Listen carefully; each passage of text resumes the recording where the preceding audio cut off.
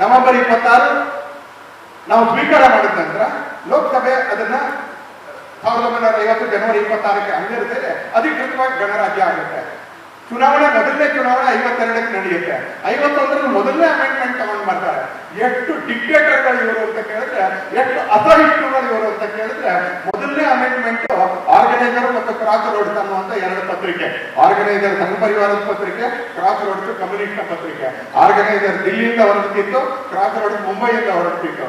ನೆಹರು ನೀತಿಗಳನ್ನ ಟೀಕೆ ಮಾಡುತ್ತೆ ಅನ್ನೋ ಕಾರಣಕ್ಕೆ ಅವೆರಡನ್ನು ಬ್ಯಾನ್ ಮಾಡ್ಲಿಕ್ಕೆ ಅವಕಾಶ ಆಗುವಂತ ರೀತಿಯಲ್ಲಿ ನೀವು ಹೇಳ್ಬೇಕಾದ್ರೆ ಹಾಗೆ ಬರೆಯುವಾಗಿಲ್ಲ ಅಂತಕ್ಕಂಥ ಅಮೆಂಡ್ಮೆಂಟ್ ಅಂತ ತಗೊಂಡ್ಬರ್ತಾರೆ. ಪ್ರಿಯಾಂಬಲ್ ನಾನು ಏನು ಒಂದು ಫ್ರೀಡಮ್ ಆಫ್ ಎಕ್ಸ್ಪ್ರೆಷನ್, ಮೊದಲನೇ ಅಮೆಂಡ್ಮೆಂಟ್ ಏನು ಫ್ರೀಡಮ್ ಆಫ್ ಎಕ್ಸ್ಪ್ರೆಷನ್ ಗುತ್ತಿಗೆ ಇಟ್ಟಿರ್ತಕ್ಕಂಥ ಅಮೆಂಡ್ಮೆಂಟ್. ಎರಡನ್ನೂ ಬ್ಯಾನ್ ಮಾಡ್ತಾರೆ. ಆಮೇಲೆ ಕೋರ್ಟ್ನಲ್ಲಿ ಅವ್ರು ಹೋಗಿ ಅದನ್ನು ವಾಪಸ್ ತೆಗಿತಾರೆ, ಅದು ಬೇರೆ ಪ್ರಶ್ನೆ.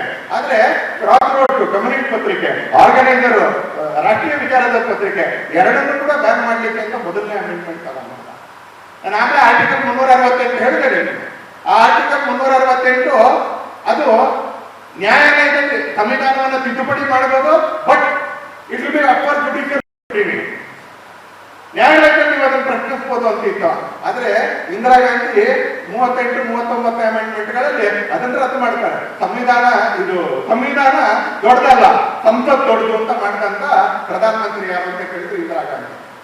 ನಮ್ಮ ದೇಶದಲ್ಲಿ ಎಲ್ಲೂ ಕೂಡ ಒಕ್ಕಾಲಿನ ಸೈಕಲ್ ಇರೋದಿಲ್ಲ. ಒಂದು ಚಕ್ರ ಸೈಕಲ್ ಸರ್ಕಾರದಲ್ಲಿ ಮಾತ್ರ ಇರುತ್ತೆ. ಅದಕ್ಕೆ ದುಡ್ಡು ಕೊಟ್ಟು ನೋಡಕ್ಕೆ ಅಂತ ಹೋಗ್ಬೇಕಲ್ಲ. ಒಂದು ಚಕ್ರ ಸೈಕಲ್ ರಸ್ತೆ ನೋಡ್ಬೇಕಂತ ಹೊಟ್ಟರೆ ಆಸ್ಪತ್ರೆಗಳ ಸಂಖ್ಯೆ ಜಾಸ್ತಿ ಮಾಡಬೇಕಾಗುತ್ತೆ. ಏನೇ ಹೋಗ್ಬೇಕಾದ್ರೆ ಅದಕ್ಕೆ 2 ಗಾಡಿ ಬೇಕು. ಯಾವುದೇ ಒಂದು ವ್ಯವಸ್ಥೆಯನ್ನು ಪ್ರಜಾಪ್ರಭುತ್ವದಲ್ಲಿ ಇದೇ ಸರ್ವೋಚ್ಚ ಅಂತ ಮಾಡಕ್ ಆಗೋದಿಲ್ಲ.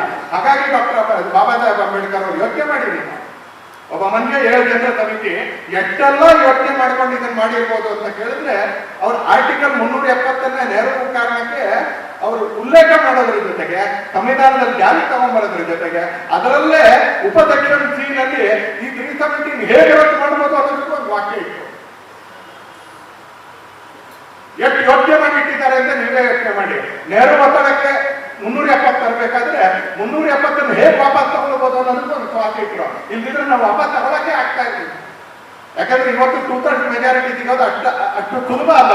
70ಕ್ಕೆ 75ಕ್ಕಿಂತ ಮುಂಚೆ ಏನು 2/3 ಮೆಜಾರಿಟಿ ಸಿಕ್ತಿತ್ತು, ಇವತ್ತು ಆ ತರ ಸಿಗೋದಿಲ್ಲ. ಇವತ್ತು ಪಕ್ಷಗಳ ಸಂಖ್ಯೆ ದೊಡ್ಡದಾಗಿದೆ. ಅಕಸ್ಮಾತ್ ಬಾಬಾ ಸಾಹೇಬ್ ಅಂಬೇಡ್ಕರ್ ಅವರ ಆ ವಿಧಿಯನ್ನು ಹಿಡಿದಿದ್ರೆ ಇವತ್ತು ಕಾಶ್ಮೀರದಲ್ಲಿ ಬಾಬಾ ಸಾಹೇಬರ ಸಂವಿಧಾನ ಅದು ಅಳವಡಿಕೆಗೆ ಬರ್ತಾ ಇರಲಿಲ್ಲ. ಇವ್ರು ನಮ್ಗೆ ಹೇಳ್ತಾರೆ, ಯಾವ ಸರ್ಕಾರದ ಪ್ರಧಾನಮಂತ್ರಿ, ಯಾವ ಸರ್ಕಾರದ ಗೃಹ ಮಂತ್ರಿ, ಯಾವ ಪಕ್ಷ 60-70 ವರ್ಷಗಳ ಕಾಲ, ಯಾವ ಸಂಘಟನೆಗಳು, ಸಂಘದ ಜೊತೆಗೆ ಇರ್ತಕ್ಕಂಥ ಅನೇಕ ಸಂಘಟನೆಗಳು ಸಾವಿರಾರು ಜನ ಜಮ್ಮು ಕಾಶ್ಮೀರ ಭಾರತದ ಜೊತೆಗೆ ಪೂರ್ತಿ ವಿಲೀನ ಆಗ್ಬೇಕು ಅಂತ ಹೋರಾಟ ಮಾಡಿದ್ರು, ಬಲಿದಾನ ಮಾಡಿದ್ರು. ಯಾರ ಪ್ರಣಾಳಿಕೆಯಲ್ಲಿ ಪರ್ಮನೆಂಟ್ ಆಗಿ ಸೇರುತ್ತಾ ಬಂದ್ರ. ಎರಡನೇದಲ್ಲಿ ನಮ್ಗೆ ಅಧಿಕಾರ ಸಿಕ್ಕಿದಾಗ 6 ತಿಂಗಳೊಳಗೆ ನಮ್ಮ ಸಾಮರ್ಥ್ಯ ಜೊತೆಗೆ ಬದ್ಧತೆ ಜೊತೆಗೆ ಅದನ್ನು ವಾಪಸ್ ತಗೊಳ್ಳುವಂತ ಪ್ರಯತ್ನ ಮಾಡಿದ್ವು. ಯಶಸ್ವಿ ಆದ ಅದರಲ್ಲಿ ಯಾವ ಸರ್ಕಾರದ ಕಾರಣಕ್ಕೆ ಜಮ್ಮು ಕಾಶ್ಮೀರದಲ್ಲೂ SC ರಿಸರ್ವೇಶನ್ ಆರಂಭ ಆಯ್ತು. ಇವತ್ತು ಆ ಪಕ್ಷದ ಜೊತೆ ಸಂವಿಧಾನ ರದ್ದತಿ ಮಾಡ್ತಾ ಇರೋರು ಸಂವಿಧಾನ ಬದಲಾಯಿಸ್ತಾರೆ ಅಂತ ಆಪಾದನೆ ಮಾಡ್ತಾರೆ.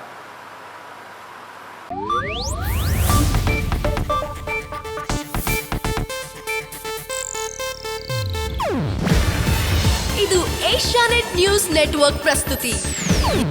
ನೀವು ನೋಡ್ತಿದ್ದೀರಾ ಏಷ್ಯಾನೆಟ್ ಸುವರ್ಣ ನ್ಯೂಸ್.